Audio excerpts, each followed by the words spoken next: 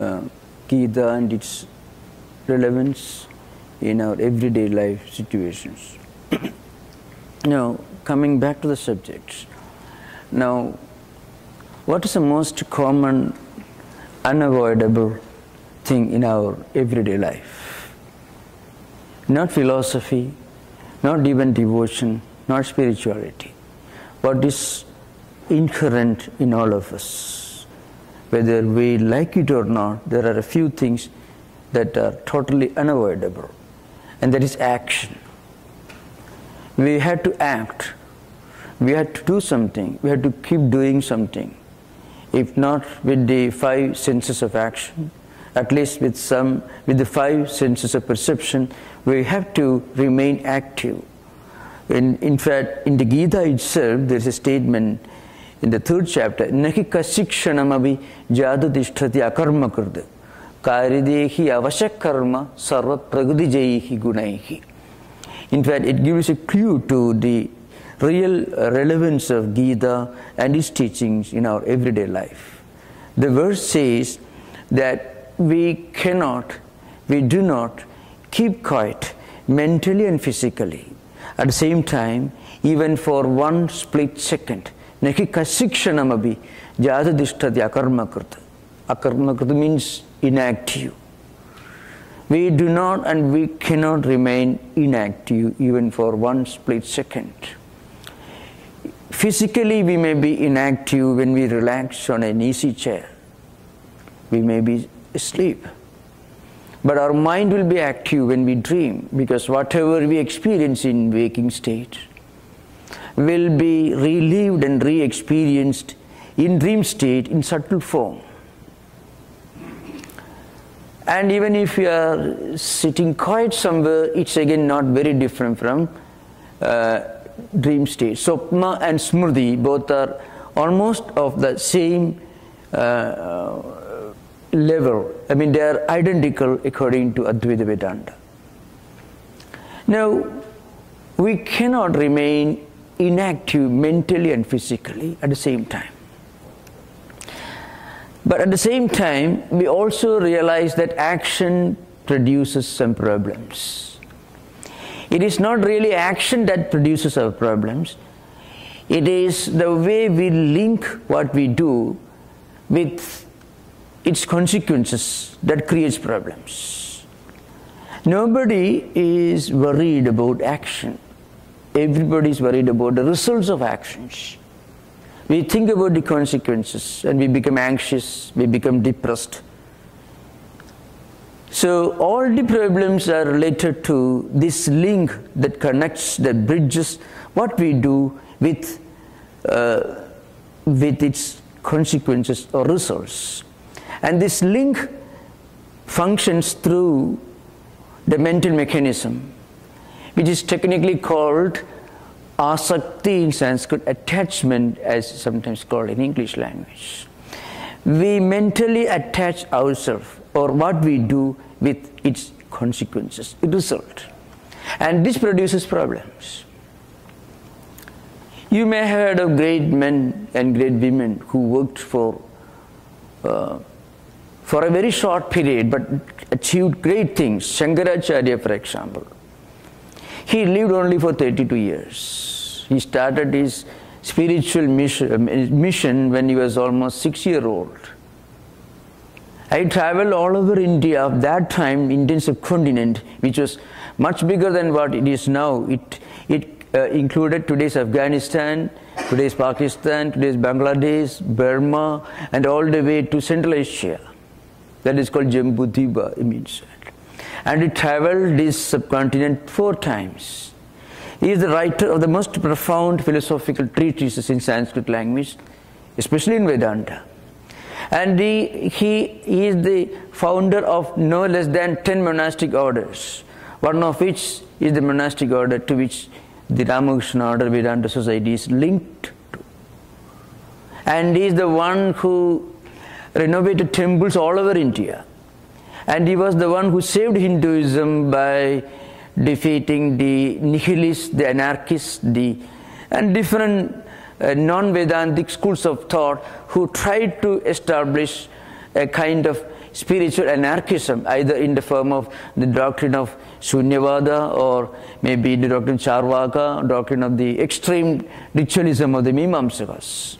He is also the writer of the most moving devotional poetry in Sanskrit language. And all this he did within 32 years. Plus, of course, writing the most profound philosophical treatises, the Bhashyas and the Prasthanatraya in Sanskrit.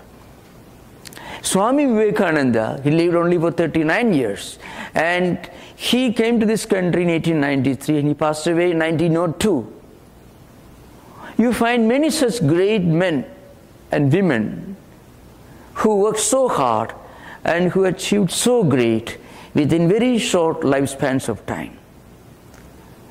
And sometimes look at the case of the common people these days, for example. You may get caught in a traffic jam. You may be traveling only 100 miles and you get trapped, caught in a traffic jam. You have to wait within an AC, air-conditioned car, maybe for half an hour, and we curse the government, we curse the atmospheric conditions, the traffic system, everything, and we become more and more excited, we become impatient, and that may even perhaps raise the BP level, may aggravate the diabetes, and so many problems. Doing nothing, practically sitting inside a car which is not moving. So doing nothing, we get tired and exhausted, fatigued. And great men and women who were great spiritual teachers did so much. Jesus lived for 30 years only. Within short lifespan of time, they did so much, and still they were not mentally fatigued. Physical system will take its toll. Biological mechanism is, after all, the same for all human beings, made of the Panchamahabhutas. Now, what's the mystery of these great men and women did achieving so much in short lifespans of time? That's because they did not allow the consequences of their action to worry them, to get them caught in this trap of anxiety and concerns. This is possible only through what is called Karma Yoga. So what we do in Karma Yoga, this is one of the most profound, most practical teaching of Gita actually. Now if you ask me the question, what is the profound, what is the metaphysical doctrines of Gita, which I was been teaching for decades in India in Sanskrit and different languages. But if you just ask me the question, why is Gita relevant today to the office goer, to the student, to the teacher, to housewife, then I would say Gita becomes relevant because of its great doctrine, which is relevant for all times, and especially for living in a first world, highly advanced industrialized society. That is Karma Yoga, which enables us to de-link, to break this chain that connects our mind with the results of our actions. Once this link is broken, we can be free from anxiety and concerns, still be active. So this chain should be broken. That's why Gita has got a wonderful statement. Yajñartha karmanonyatra lokoyam karma bandhanaka dhartham karma kaundeya mukta sangha samachara. If you do your action, be active 24 hours, do duties and responsibilities, no matter what they are, but at the same time, do this work as yajna. Any action done other than as a form of yajna will catch you, will get you trapped in this loga bandhana, means it binds you to this world. We become concerned, we become over anxious, and we become worried, mentally become fatigued, and all this produces a lot of tension and innumerable other problems. I gave you the example. We can sit quiet somewhere on a comfortable seat without doing anything physically. Still mentally we can be hyperactive. which may aggravate the diabetes and hypertension. As I said earlier, you are caught in a traffic jam on your way to the office. For 30 minutes, you may have to sit in a train or in a car because of traffic problems, and we start cursing, we become worried, we become anxious. All these make our system, mental and physical and nervous system, unhealthy. On the other hand, you be active 24 hours. You can watch your own life as a drama that you are witnessing on the stage. In a drama, for example, the actors are very much active. And you may be sitting on the front row in a gallery, you may be watching the drama going on. When there's a tragedy taking place, the Greek tragedies or many Shakespearean tragedies taking place on the stage, you may also worry, you may also cry. But you don't cry the way you will be crying when it is part of your life. After the drama is over, you will be coming out. In fact, if you cannot cry, then you are not doing justice that $50 you have paid for the tickets. In fact, to be able to cry is the justification for the money you have spent on this ticket, mind you. So you have to identify yourself with the characters. And the characters, look at the characters. Maybe the Shakespearean actor, Olivier, what's called? Laurence Olivier. He may get an Oscar award playing the role of Hamlet. But once the makeup is done, he will go to a 5-star hotel and stay there. So even while playing the drama or playing the role of a tragic hero in a film, in a movie, he is not very much bothered, though he may look more miserable than a professional tragic hero in real life.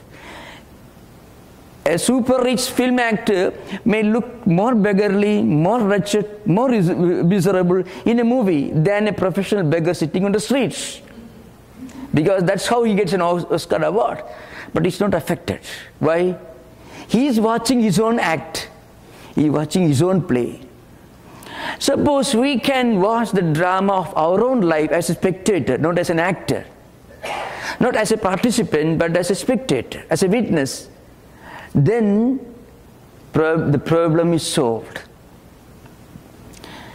So, and this faculty of watching our own life, the drama of our own life, not as a participant or an actor, but as a spectator, as a witness, is possible when you break this link between what you do and its immediate results.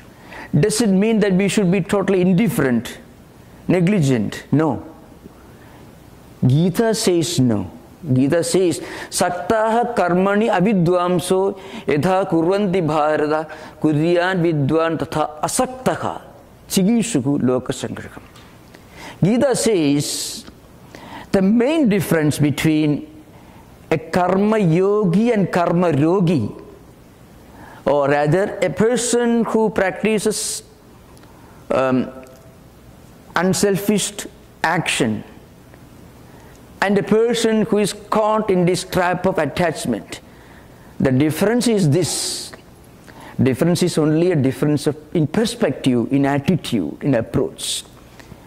In terms of efficiency, in terms of effective work, in terms of organization skill, leadership skill, the skill in execution and planning, there is no difference. In fact, a karma yogi can be more effective as an executive, because he can concentrate and focus his full mental and physical energy on what he is doing. When you are anxious about the results of what you are doing, then a percentage of your mental energy and power of concentration will be dissipated, distracted. In fact, that is the mystery of the great yogis. You may have read about Shankaracharya mastering all the 4 Vedas, all scriptures that you can think of available in Sanskrit language, almost before he reached the 6th year. Of course, it is said that when he was 88 years, he had already become Ashtame Chaduro Vedan, Dvadashe Sarvashastravit, Shodashe Kritavan Bhashim, Dvatrimse Munir Abhyagat. So that was the great work of Shankaracharya. Vivekananda, you can see Swami Vivekananda's life. Swami Vivekananda could master books, whole volumes in very short time. Sri Ramakrishna never really forgot what he learned. Forgetfulness is actually a great blessing. See, that is why Matta Smrdir Jnanam Apohanam Cha, in the 15th chapter, Smriti means the ability to memorize. Apohanam means the skill to forget. Both are gifts from God. That's a statement of Gita, the 15th chapter. But frequently we forget what we should remember, and we remember what we should forget long back. We should have forgotten long back. That's the source of many of the problems like phobia and conflicts, obsessions in psychiatry. Now, the point is, a yogi, a person who practices karma yoga, can focus his whole mental energy, physical energy, power of concentration on the work that he or she is doing, without any distraction, without any dissipation of his mental energy, power of concentration. This is possible only through the practice of non-attachment. So, saktaha karmani avidvamso yatha kurvanti bhar. Avidvamsa means those who do not know anything about karma yoga. They are attached. They work very hard. They plan. They execute. But a lot of time, energy will be dissipated, and anxiety, hypertension, taking pills for diabetes, along with that, lot of time, energy, everything. And once it's time for retirement, we become physically, mentally incapable of the money and the wealth that you have accumulated. Enjoying, making good use of whatever you have accumulated. We become physically and mentally wrecked. On the other hand, if you can practice yoga, you can do all the work you are doing, but you can watch all the problems as you are watching a drama that is being played out on the stage. That is the secret of practicing yoga, karma yoga. So that's why Lord Krishna says in the second chapter, Yogastha kuru karmani sangam tektva dhananjaya siddhya siddhyo samo bhutva samattam yoga uchyate. So if we can practice all our actions in everyday life, being fully established in this yoga, it means in this philosophy of non-attachment, breaking the link between our actions and their results and their consequences. Then we'll be able to watch the drama of our own life as a witness and not as a participant.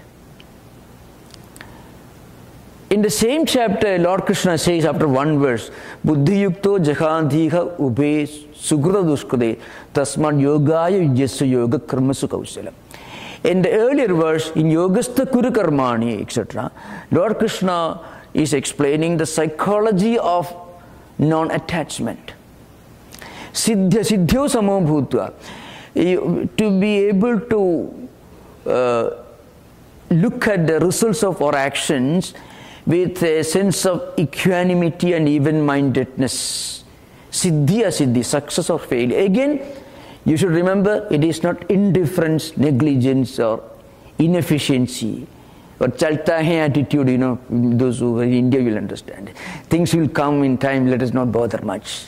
That is the opposite, the antithesis of karma yoga, actually. The opposite of it. So real karma yogi is one who combines the efficiency, the dynamism, the application of a very successful modern executive and the calm, peaceful, tranquil attitude of a yogi. Again, yoga karmasu kaushalam, it means that's the second course. Buddhi yukto jahadika ube sukrita duskrude tasman yogaya yujyasva yoga karmasu kaushalam. Kaushalam here means skill, efficiency, samarthyam, and Shankaracharya would say. It means normally actions bind us to this world. As I said earlier, we worry about the actions.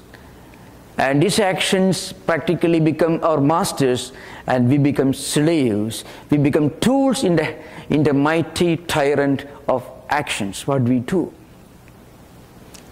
So, when you practice non-attachment, you become the master, your actions become your servants, your tools, your instruments. And this is possible only through the practice of non-attachment, by which we establish a link to the infinite, something that goes beyond the present, beyond the problems of today, beyond empirical things. And then we are able to remain in a state of perfect equanimity and at the same time intense action. In the 4th chapter, Lord Krishna makes a statement to drive home this idea. 3rd chapter deals with Karma Yoga. In the 4th chapter he says, this Karma Yoga, this practice of applying Vedantic principles in everyday life was actually put into action by kings and emperors of ancient times, and not by saints and sages meditating in lonely forest hermitages. Imam vivasude yogam proktavan aham avyayam vivaktvan manave praha manhu ikshagave abravit evam parampara praptam imam rajashyo vidhu sakalena iha mahada yugo nashta parandava. Shankaracharya will define Rajashi as those who are kings in terms of action, sages in terms of mental equanimity. Rajanasya Rishesha Rajashreha. Now, in a minor commentary, Shankarananda Saraswati says, why Rajatvam, Rishitvam, these two words are used. Rajashi is a person who combines in his personality intense action of a king, a busy emperor, at the same time also the intense peacefulness, tranquility, the equanimity of mind of a sage meditating in a forest hermitage. So why this Rajashi is used, Rajatvam and Rishitvam? The position of a king and the position of a saint. So Rajatvam to Aishwarya Sambatti, that is his definition. A king is normally supposed to be a rich person, active person who manages his vast resources, empires, his possessions. And Rishitvam is Tasyaha Sukshmartha Darsanakshamatvam. Rishi is a person who understands that the possessions, the wealth, the secular prosperity of a king won't last long. That faculty of looking beyond the present, beyond the empirical, beyond the things of today, and to realize the non-eternal nature, the transitoriness of secular prosperity. Sukshmartha darsanakshamatvam. The ability to look beyond and to pursue the fact that all these secular possessions, prosperity, wealth, everything will vanish one day. The spiritual wisdom that enables you to realize this truth is a special faculty of a sage, that is Rishitvam. The ability to work like a Henry Ford or a Bill Gates is the characteristic of a king, Rajatvam. So you should be a king and also a sage rolled into one. Then you become an ideal karma yogi. It is Sometimes, non-attachment could be misunderstood as some kind of an indifference or negligence or inefficiency, fatalism, predeterminism, bordering on effeminacy or lack of skill in getting things done. No. It is actually the ability to combine the efficiency of a top executive and the mental equanimity of a great sage. That is Rishittum and Ajattum. The Shankarananda Saraswati explains this Tika. Now, what are the characteristics of such a spiritually enlightened person who practices, who brings into his everyday life these great spiritual qualities? There is a graphic description of such a person and his or her characteristics in the 2nd chapter, which is called the Prakya means characteristics of a spiritually enlightened yogi. It comes in the form of a question from Arjuna and Lord Krishna's answer. Arjuna asked one question. Siddhaprajnasya ka bhasha samadhisthasya kesava Siddhi kim prabhashida kim asida vrajeda kim. The question is not about metaphysics. How does a spiritually enlightened person who practices these spiritual principles in his everyday life, how does he go about doing his duties and responsibilities? How does he converse? How does he talk to his people, interact with his people around? How does he sit? How does he stand? How does he function in his everyday life? This is a question. In answer to this, in 18 verses, Lord Krishna gives a graphic description of a spiritually enlightened person who practices all these virtues in his everyday life. Now, Shankaracharya, with a great insight, makes an interesting statement here. The question is, as I said earlier, what are the characteristics of a spiritually enlightened person? And you find a long description of the great virtues, the special features of a spiritually enlightened person who practices, who combines spirituality and the realities of everyday life as part of his everyday spiritual practice. Now, what is the advantage, what is the benefit of knowing these characteristics? Now, Shankaracharya makes a statement. Sarvatra eva hi adhyatma shastre kridartha lakshanani yani tani eva sadhanani upadisyanti yatna sadhitvat yani yatna sadhyani sadhanani lakshanani cha bhavanti tani. Now, the characteristics of a spiritually enlightened person are explained, described. So the great commentator Shankaracharya says, these characteristics can be slowly practiced in our own everyday life. Suppose you get a list of the characteristics of a physically strong person.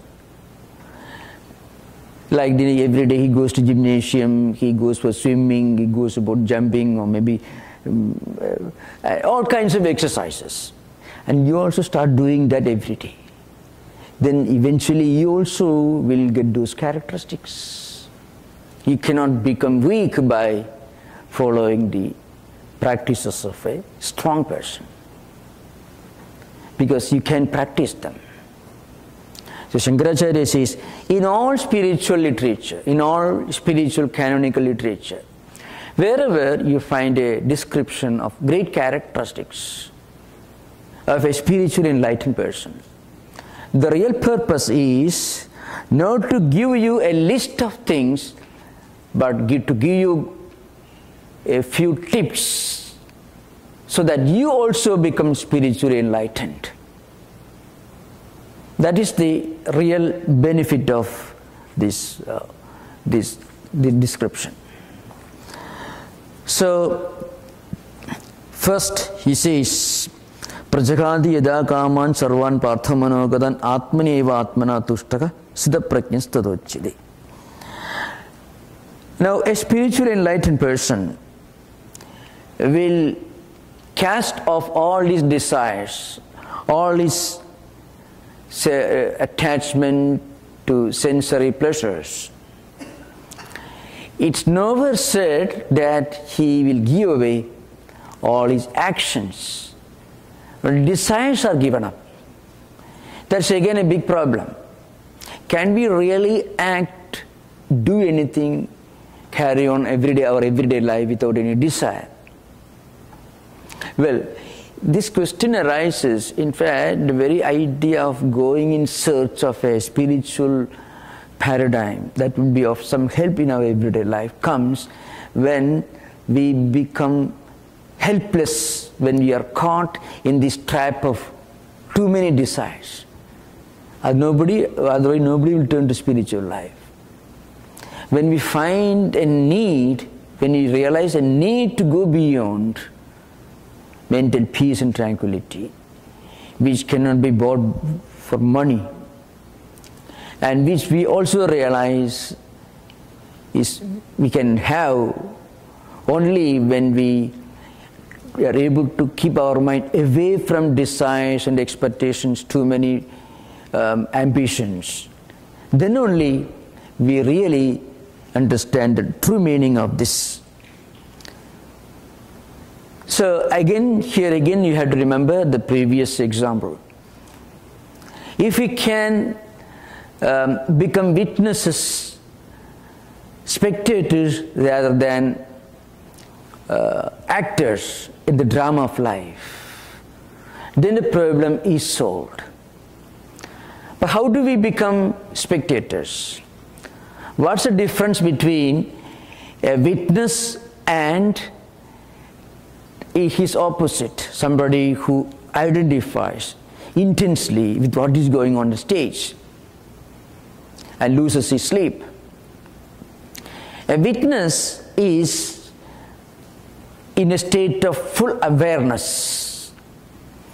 At the same time, a witness is completely detached. To give an example, so a drama may be going on a stage. There are walls and curtains. They are not witnesses because they don't have awareness, though they are non-participants. So non-participation doesn't make you a witness. You should have awareness. Chaitanyatvat, abhoktritvat, sakshitvam. That's his definition in the Sanskrit tradition.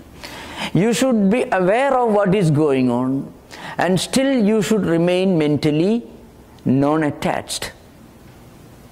When you are aware of what is going on, the realities of everyday life, then you won't become indifferent or negligent.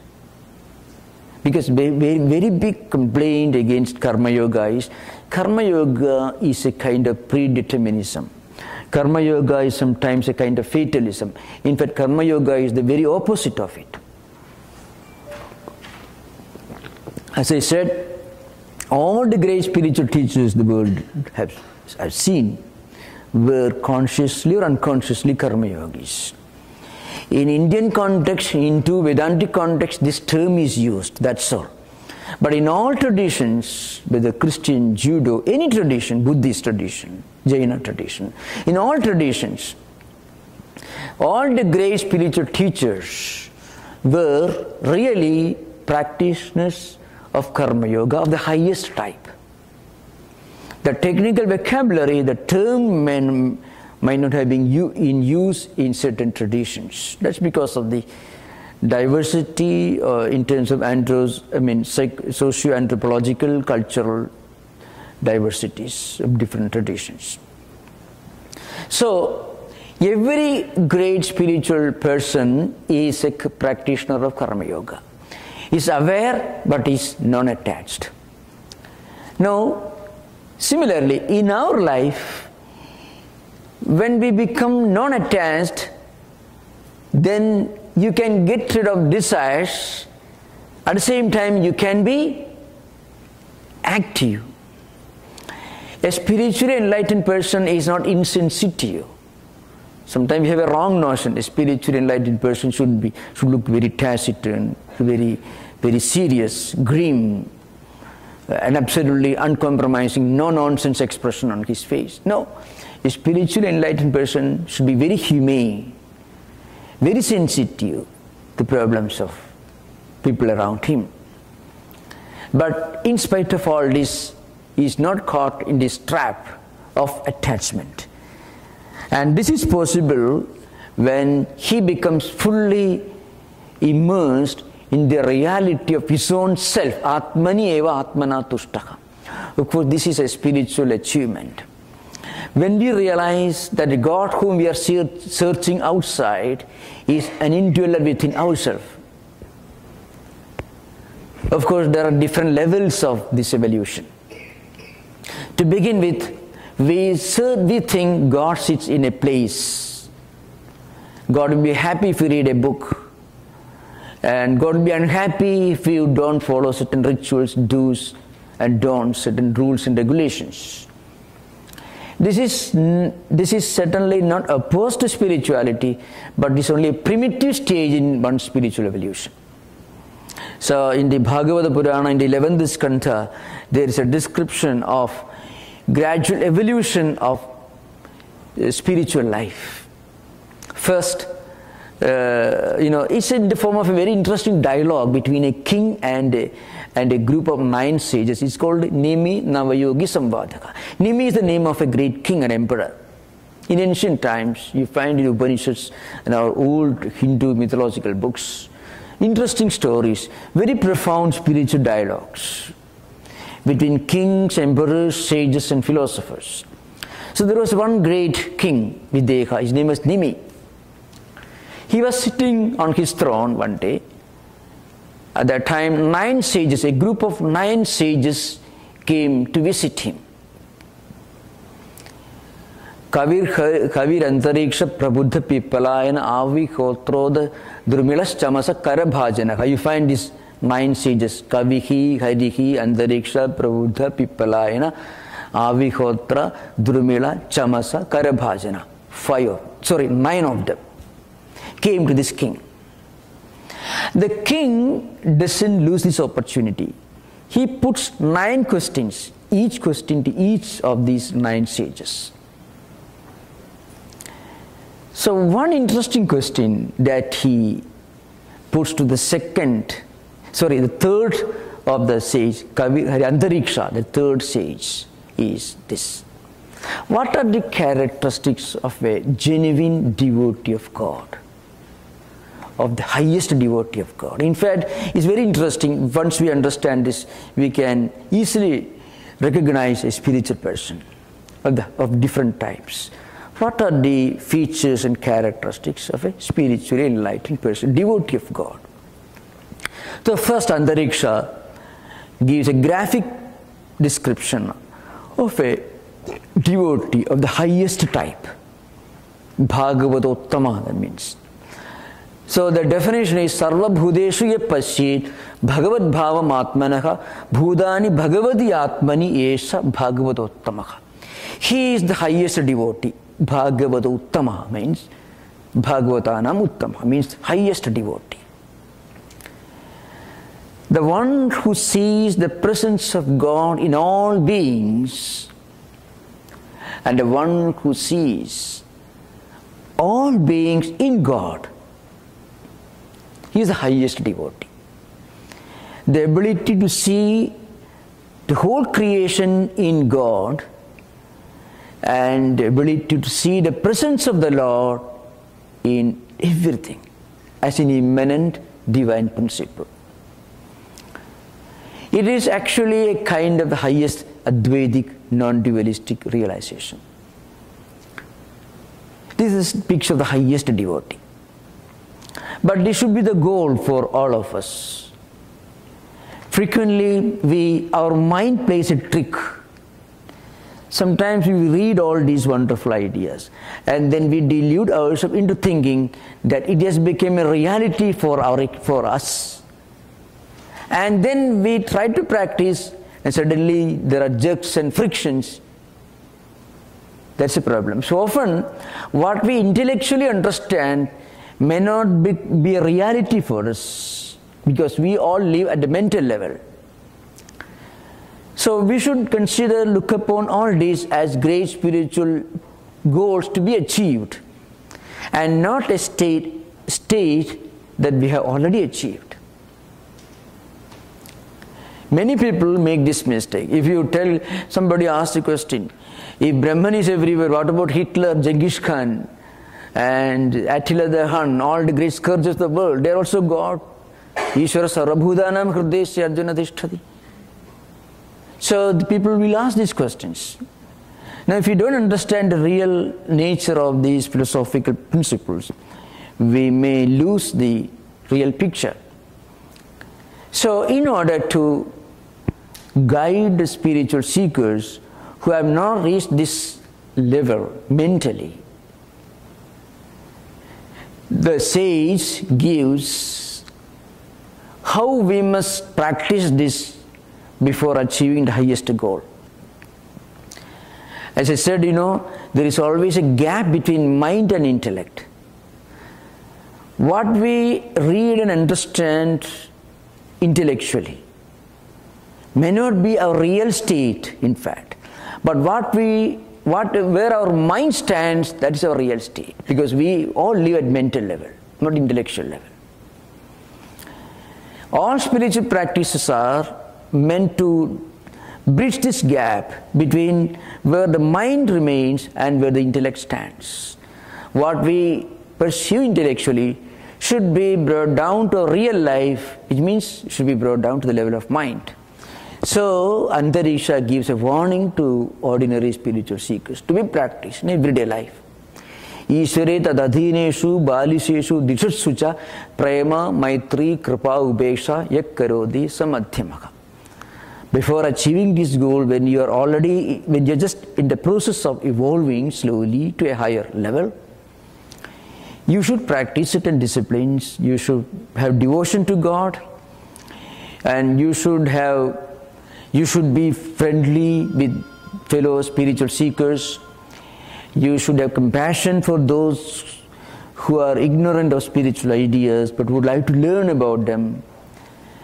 At the same time, you should keep a long distance from people who take you away from your spiritual track by insulting or abusing God or spiritual values. This is a warning given. At the lowest level, and that is also very relevant for us, because all of us have to start somewhere. You can't just say, well, I will start only with Harvard and Stanford. We can't do that. Everyone has to start with the kindergarten level, primary school level. There is nothing wrong in starting with the kindergarten, but it's terribly wrong to remain there once for all. As Swami Vivekananda once said, it is good to be born in a church, but it is terrible to die there. Church here stands not for a religious institution. It stands an external mechanism. All religions, all spiritual traditions have their churches, temples. It means certain external rituals that we all follow, have to follow. Reading sacred books, praying in a regular, in a well-documented, prescribed manner, chanting certain things, following certain do's and don'ts and so on, which are necessary. Just as a kindergarten student has to follow certain rules, because he has to master the alphabet to begin with. But we should not, even when we are there, we should remember we have to go beyond this. So, to give a warning to those who may mistake the kindergarten as the last stage of education, Antariksha says, Archayam eva hari pujam cha shraddhayi khade nacha tad bhakteshu channeshu yak karodi sa prakritaka. Prakrita means the most primitive person. He may pray to God in a temple or a church or any place of worship. He may read scriptures in a very formal way. He may follow certain do's and don'ts. But then when he comes out of the place of worship, he may forget all about his religion. That's a common mistake that we all commit in our everyday life.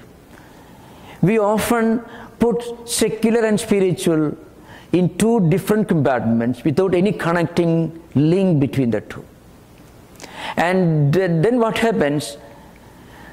Religion, spirituality becomes a mechanical process. We should establish a connecting link between the secular and spiritual. And one way to do that is to remember whenever we are outside a temple or a church or place of worship, whenever we are apparently engaged in secular, so-called secular activities, we should always establish a link between these secular activities and the spiritual. And this is possible only by the practice of this equanimity, practice of non-attachment. Because people lose their temper and they suffer nervous, psychological problems, physical problems, psychosomatic problems. Because what they do lie very heavily on their mind. They become concerned, they become over-anxious, they become depressed when the results are not up to the expectations. And they become overjoyed when the results are beyond expectations. And this is possible only by remembering that God lives within our hearts. It doesn't mean that we should not practice rituals. But all rituals, all external practices are necessary steps that should take us beyond those rituals, beyond the mechanical level, finally to enable us to feel the presence of the Lord within us. That's why it said, Atmanyeva Atmana Tushtaha. But again, this is possible only by giving up lower desires. The greatest wealth, according to Vedantic tradition, is contentment. Contentment is totally different from satisfaction. Satisfaction is the joy, oh that's fine, that you get when you get something which may vanish tomorrow. Something that may give us a feeling of satisfaction. It will be lost tomorrow, then it becomes dissatisfaction. So every experience of pleasure is one side of the coin, the other side is pain. But contentment is different. Contentment here means a feeling, well, I have got something that beyond which I don't have to seek anything else. This is the real wealth of every human being. Sukham atyandikam yatad buddhigrahim atintriyam, Lord Krishna says in the Gita. Atyandikam sukham, the real joy, is not a joy that comes when we get something tangible. The real joy comes when we get the feeling, oh, I have got something which gives me a feeling of inner contentment. Samtosha, samyak tosha is meaning here. Nirdhanopi sadatushtopi asakhayo mahabalaha nityatuptopi abhunjano pyasama samadarshanaha.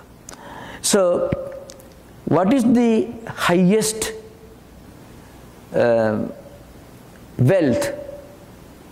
Sadatustha, the one who is always contented within, he is the strong person. He is the real wealthy person. So real wealth is contentment. And contentment comes when we are able to say no to certain things. Saying no doesn't mean inaction again. When our desire for external things goes beyond the limits, then we should have the ability to say no. This ability to say no is the beginning of real contentment, spirituality. So Lord Krishna says, such a person is a spiritually enlightened person. Now, what will be his attitude towards others, towards himself? Dukheshu aniddignamanaha sukheshu vigadaspraka vitaraga bhayakrotha stiradhihi munihi uchyate. Now, we all have to face problems, one problem or other. pains, conflicts, setbacks, these are natural. What's the difference between a spiritually enlightened person who has to go through all these problems and those who are not inclined to spiritual values? Those who are inclined to spiritual values, those who have some interest in spiritual values, will be able to say, oh, that painful experience is not going to last long. And for that enables us to go beyond it. You know, psychologically, we lose our balance. We lose sleep when somehow we delude ourselves into thinking that the painful, unpleasant experience that causes problems is going to stay there forever, which intellectually we know is totally incorrect. But mentally we are not able to fully understand this at the time of experiencing it. These days people read scriptures. Theoretically they know. But theoretical knowledge doesn't do a lot of help in times of crisis. As I said, you know, the most enlightened philosopher also loses his sleep, becomes miserable. There is no dearth of theoretical knowledge. But then this problem arises, you know. He is also deluded into thinking that a painful, unpleasant experience that creates problems now is going to stay there forever, which everyone knows is unreal. Everything in this world is subject to change. And so he becomes fatigued, he is broken mentally. Similarly, Sukhesha Vigadaspraha. When a pleasant experience comes, we become overjoyed, we get lost in that. And sometimes we lose our balance. That again is due to the misunderstanding. What is the misunderstanding? We think that this pleasant experience, enjoyable experience is going to last for long or last eternally, which is again unreal. So constant remembrance of the transitoriness of this relative world is one way to remain in a state of perfect equanimity in the midst of everyday problems. Constant remembrance of the non-eternal nature of what we normally encounter in our everyday life. That's why the first discipline, sadhana chatushtaya, first discipline is an ability to discern, to understand what is real and what is unreal.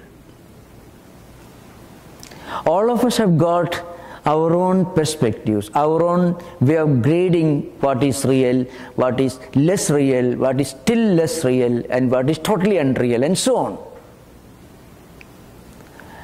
Philosophically, we may know wealth, status, all these things are not going to last long. But again, when they create problems, we forget this aspect, the transitoriness. So, one way to remember is that this relative world is subject to change. In Vedanta, one important principle is this: the absolute reality is Brahman or Atman or God alone. Everything else is relative. There are 4 levels of reality: the totally unreal, the absolutely unreal, and certain things which exist as thoughts, ideas, then certain things which belong to the relative plane, vyavaharika, and the highest paramarthika. So paramarthika is the highest. So a spiritually enlightened person gets established in this perfect equanimity of mind when somehow we have to link ourselves to this highest spiritual idea, at least intellectually, if not mentally.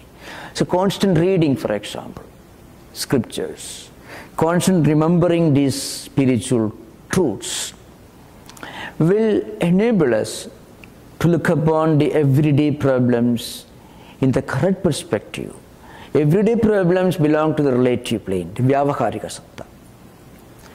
They exist, but they don't exist eternally. They are not absolutely non-existent. If it were absolutely non-existent, we won't feel them, experience them. If it were absolutely existent, then they will remain there forever.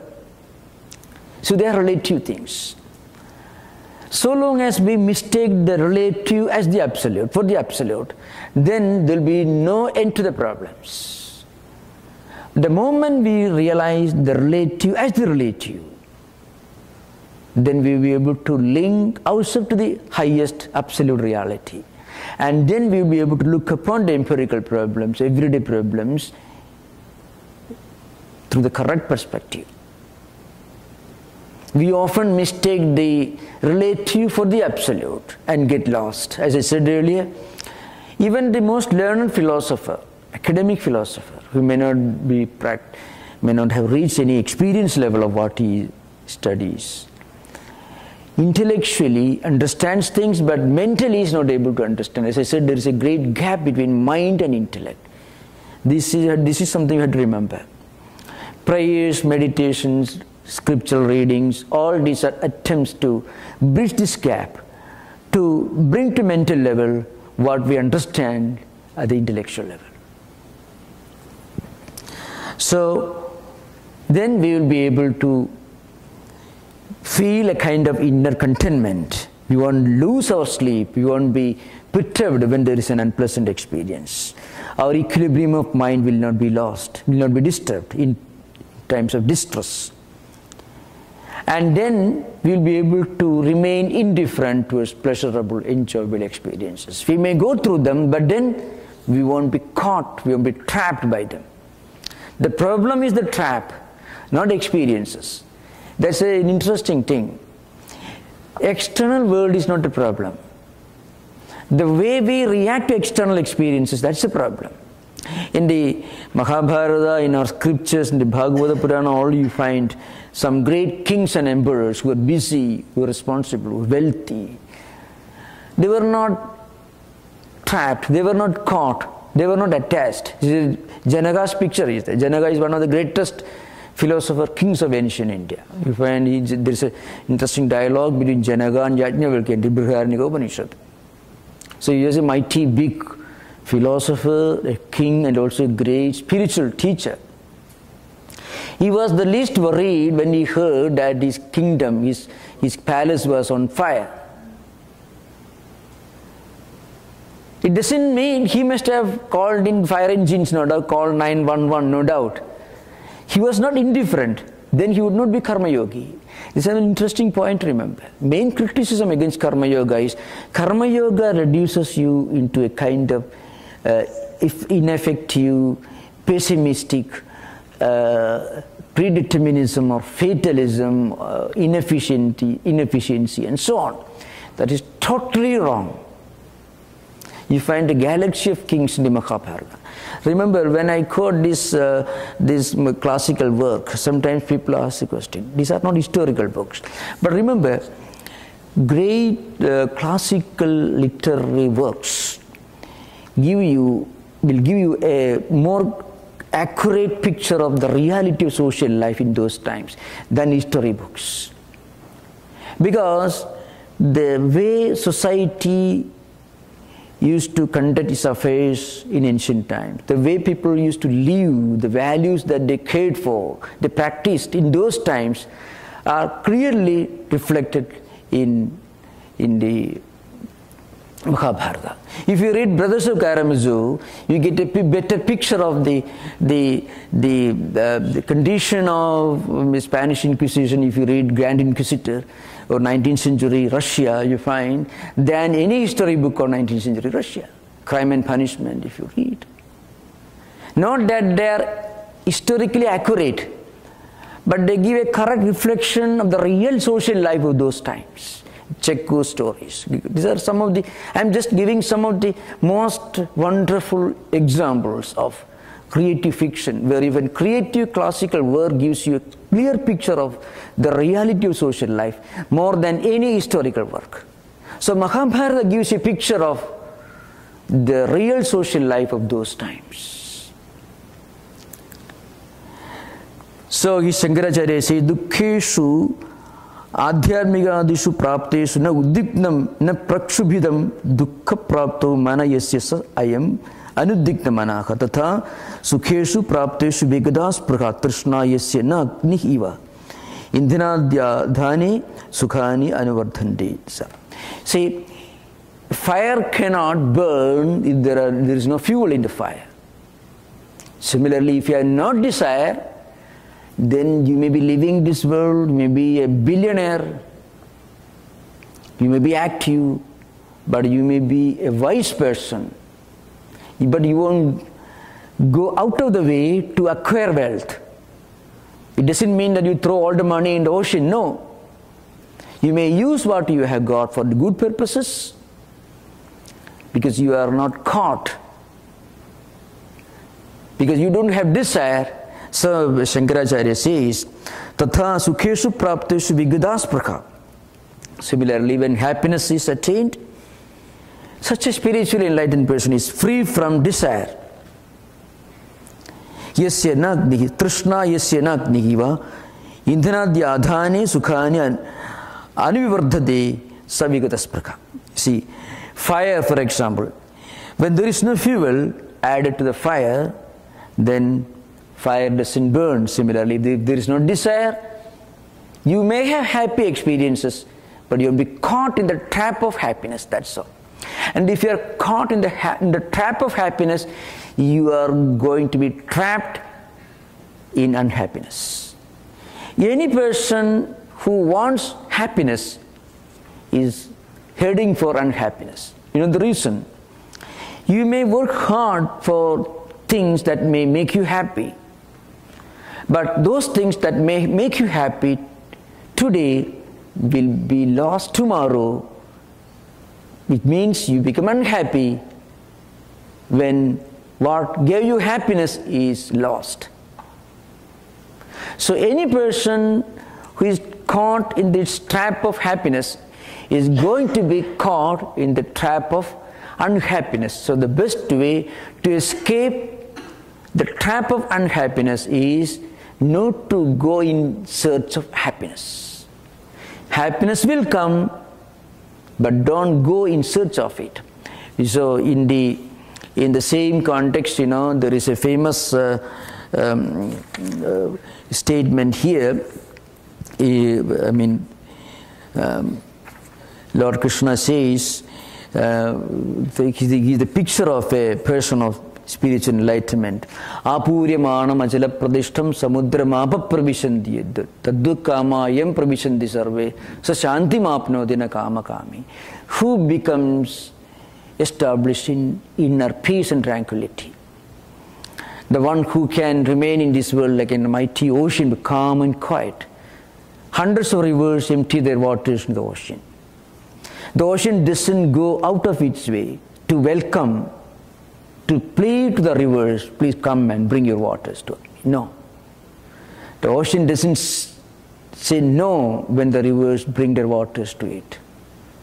It doesn't seek, it doesn't avoid. It remains in a state of perfect tranquility and calmness. So, a person, any spiritual seeker who can reduce his or her desire can have an experience of this inner tranquility and peace. There's a picture of a person of inner peace and tranquility. It doesn't mean, again, you have to remember, it doesn't mean inaction. One can be active. And you will, when you are active without desire, without attachment, naturally you will be able to bring in more concentration, more mental energy, more focus on what you are doing, which means your action, your work will be more effective.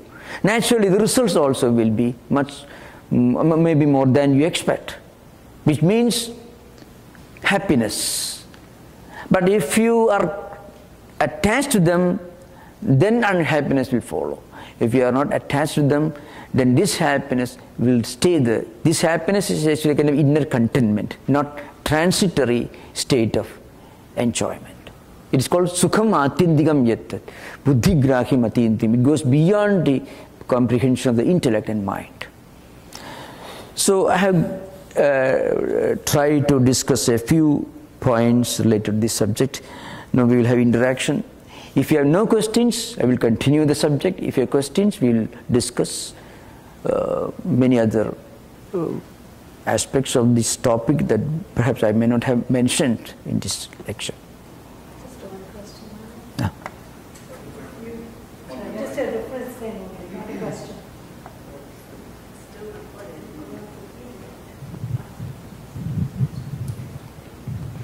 You talked about Nimi and the 9 sages. Yeah. Which Upanishad does it come? It comes in the Bhagavad Purana, Ekadasha Skandha, means 11th Skandha. In English book, you can book, they call. Yeah, 11th Skandha, yeah. 2nd chapter. This is called Antariksha Vacha. It means Antariksha answers the questions asked by the King Nimi as to the nature of the highest devotion, the highest devotee. I want to go to the source. Yeah, thank you. Was it Janaka or Nimisha? Nimi. Nimisha. You find Nimi. Nimi is the name of the king. You find in the Bhagavad that Videha Uvacha. That's because he was the king of the Videha country.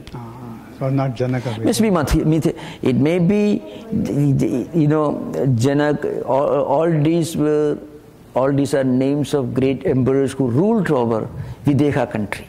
Janaka, Nimi, all this. Mithila, it comes in today's Bihar state, yes. It could be, but Janaka's name appears in the Brihadaranyaka Upanishad. So most probably he must have been a much more ancient teacher, because Nimi's name occurs in the Bhagavad Purana, in the 11th Skandha. So normally the Upanishadic characters must have lived at least several millennia earlier. That's a general assessment. There also they talk about Ayodhya. Where? So fire in the Janakas. Yes, then Valmiki Ramayana, where all it comes, So in Janaka was not necessarily the name of a single king. Oh. In ancient time, even Videha could be a king of Videha country. So you find in the old Hindu dynastic tradition, the same name was given to the grandson, the son, grandson, great grandson. This continued. This was. Vaidehi was the daughter of Videha king in that sense. Yes, in that sense. Yes. He got that name because he didn't have body consciousness. Vigada Deha Buddhi. Yes. It means he didn't have body consciousness. He got the name Videha in a sense. Yes. Swamiji, can you define the word yajna with reference to Gita? No. Okay, I will try to explain. Though you have to, it comes in the Katyayana Sutra Vakya, the commentaries on the Vedic scriptures. Yajna vai sreshtatamam karma. This is a definition of yajna according to Katyayana Sutra Vyakya, means commentary on Katyayana Sutras. What is yajna? Yajna is sreshtatamam karma. Sreshta is superlative. Sreshtam, sreshtadaram, sreshtatamam. Yajna is the highest, noblest task, action that you can do. How does an action becomes noble? When it is totally detached from selfish motive. So the real definition of yajna is this, unselfish act. But in the early periods of Vedic culture, it was mostly used in the context of Vedic rituals. So in all Vedic rituals, there is a final prayer, the fundamental dictum, which is kind of prayer, is this belongs to Agnaye Swaha, na idam mama. This is not mine. I offer this to Agni. So, after performing any of these Saptahavir yajnas like Pajapeya, Somaya, Agnishtoma, Aptoyama and so on, There are the old Vedic rituals. The Yajamana, the performer of yajnas, used to offer the results of these rituals to the Lord Agni, who is called Yajnavakaka, means the one who takes the havis, the offerings to different deities. That's why the first mantra in Rigveda, Agnimile Purohitam Yajnasi Deva Murticham Khotaram Ratnadhanamam. Agni is called Purohita. Purohita means the one who walks ahead of you, the one who takes your offerings to different deities. That means Yajnavakaka means the one who takes your offerings to different deities. So, all ancient Vedic rituals had this yajna aspect, means offering the results of what you do to Almighty God, which makes that act, the ritual, an act of unselfishness, nobility and purity. Whatever is offered becomes pure. So the word yajna itself is nothing but any act, mental, physical, or verbal, without a selfish motive for the good of others. That's why Gita says, yajnartha karmanaha anyatra lokoyam karma bandhanaha. Any action which is not yajnartham, which is not done as a yajna, anyatra means otherwise, it is lokabandhana, it binds you to this world. Therefore, tadartham karma kaunteya, tadartham, therefore, yajnartham karma kaunteya. Arjuna, therefore, you act, you do your duty as a yajna, without any attachment, for the good of others, not for your own selfish enjoyment or motive. So yajna is always associated with the idea of, yes, nobility, unselfishness, purity. In its most primitive sense, yajna was nothing but an external ritual. Devadodeshena dravyasya tyagaha yajnaha. You give up something that belongs to you for pleasing the God. That is the earlier, rather I would say, the more primitive implication of the word yajna. In its highest, most sublime implication, yajna means anything that you do with a sense of sanctity, with great shraddha, with great concentration, with a sense of complete self-resignation for the good of others. That is called yajna. So, Lord Krishna says, any action that is done otherwise, means not as yajna, will bind you to this world. And any action that is done as yajna will break these chains that binds you to this world. It leads to liberation. Yajna leads to liberation. Its opposite leads to bondage. That's the idea. Thank you.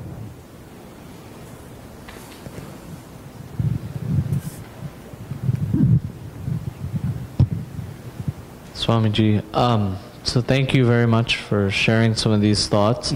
How can we, or how can I, or any of us, take some of the information you've said and actually implement them in our lives? I mean, I think when I come to the center, it feels so good, but then when I go back home, or in work life, personal life, family life, it seems so challenging to actually implement some of these things. So if you had 3 tips or something along those lines that you could offer to share to help do that.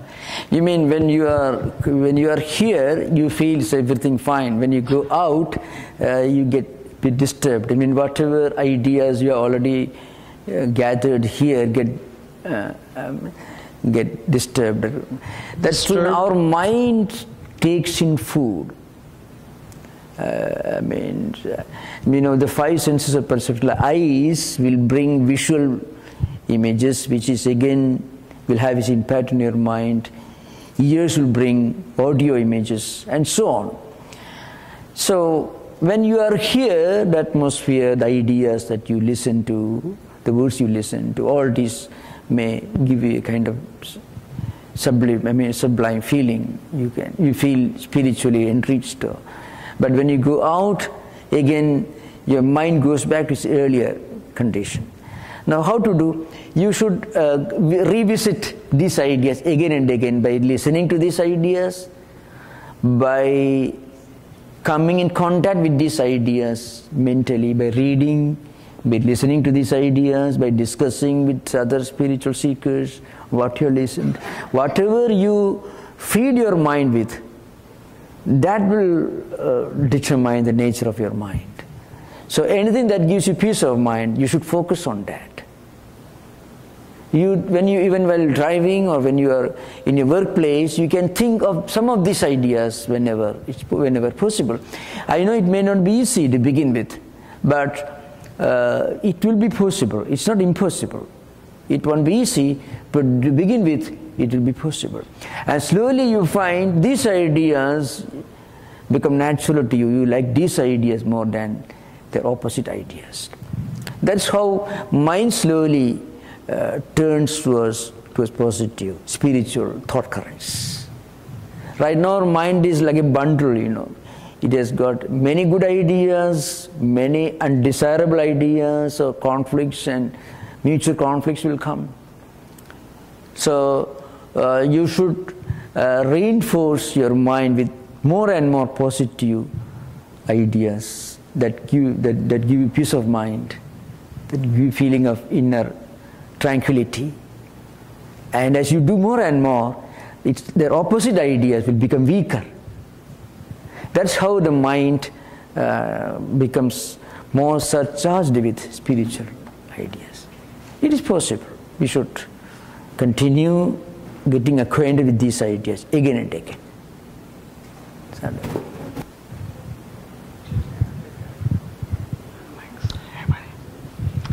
Swamiji, just help me out understand. Is there a difference between ambition and desire? Yeah. And the reason I ask this is, if there was no ambition, then Bill Gates wouldn't have been Bill Gates. Yeah. The presidential candidates wouldn't be standing up there for the debates. Yes. I just want to understand that. True. In that we should have a good, noble ambition. That's the beginning of positive spiritual life. All people have ambitions. People suffer because they have wrong ambitions. First, you must update your ambitions. Give a promotion to your ambitions. Have a good, noble ambition. That's the beginning of spiritual life. That helps you to focus all your energy and power of concentration towards one positive channel. And the Lord Krishna, with great psychological insight, gives a clue to this. He says, "Na buddhi vedam janayed ajnanam karma sankina." It's a very interesting meaning is, suppose there are, you know that people generally in this world, they are attached to their work, their goal, desire, money, wealth and so on. And they work hard with a definite plan, motive. Student working hard to get a higher grade, employees working for promotion and so on. Suddenly if they start working without any sense of motive, it will be a disaster, psychologically speaking. So Lord Krishna said, "Na buddhi vedam janayet." Don't create a conflict in their mind by asking them to practice non-attachment all of a sudden on a fine morning. No. So first what we must begin by setting a noble ambition to become successful in material life is not a sin or a crime. There's nothing wrong in it. Only we should go by fair means, that's all. When we play against the rules of the book, then only we become victims of conflicts and problems. So when we have a definite goal to achieve, and when we put all energy and time in service of this, we feel we feel a great sense of meaningfulness of our life and our actions. And slowly we must turn our mind to spiritual ideas. So that will help you to work for a high goal, with a high ambition, noble ambition. And slowly we will evolve. Gita doesn't ask everyone to practice asceticism or world-negating kind of ascetic practices. No. Gita is very, very comprehensive. It has got a down-to-earth attitude towards the problems of everyday life. Desire is different, you know. Desire again can be like ambition.